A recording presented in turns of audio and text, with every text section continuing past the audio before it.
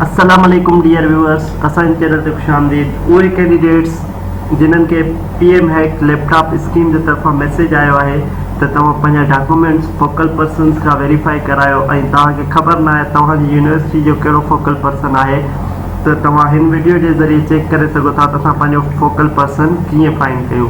सभिनी खां पहिरियां तव्हां पीएम लैपटॉप जी स्कीम ते जेका वेबसाइट आहे पीएम, सभिनी खां पहिरियां तव्हां पीएम लैपटॉप वारी जेका स्कीम आहे उन ते वेंदा ऐं उन में सर्च फोकल पर्सन वारे में वञी ऐं पंहिंजो फोकल पर्सन सर्च कंदा। त असां हलूं था ऐं ॾिसूं था कीअं सर्च कबो।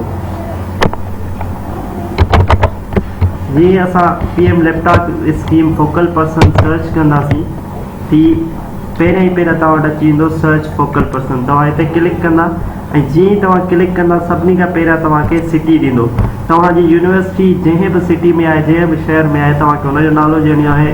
फॉर एग्ज़ाम्पल असां जामशोरो में सर्च था कयूं थी जामशोरो सिलेक्ट कंदासीं पहिरियां ऐं यूनिवर्सिटी सिलेक्ट कंदासीं। तव्हांजी लियाकत मेडिकल यूनिवर्सिटी आहे, तव्हां लियाकत रखंदा। तव्हांजी मेहरान यूनिवर्सिटी आहे, तव्हां मेहरान सिलेक्ट कंदा। तव्हांजी सिंध यूनिवर्सिटी आहे, तव्हां सिंध यूनिवर्सिटी सिलेक्ट कंदा। ऐं जीअं ई तव्हां सिलेक्ट करे फिल्टर कंदा, ही तव्हां जेके बि फोकल पर्सन आहिनि इहे अची वेंदा।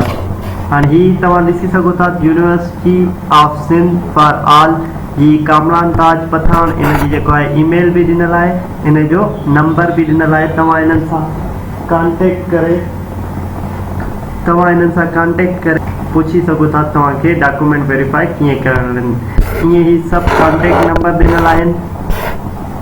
ही डिफरेंट जेके डिपार्टमेंट्स आहिनि उन्हनि में ही बदीन कैंपस जे लाइ आहे computer science, business administration, commerce, English, जेके बि बदीन कैंपस जा डिपार्टमेंट आहिनि उन्हनि जे लाइ ही फोकल पर्सन आहे।